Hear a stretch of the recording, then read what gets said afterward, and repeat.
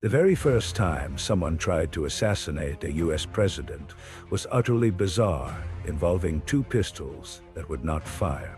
It was 1835. President Andrew Jackson was leaving a funeral at the Capitol when a disgruntled house painter named Richard Lawrence confronted him. Lawrence pulled out a pistol, aimed point blank at Jackson and fired. Click! Misfire. He immediately drew a second pistol, aimed again.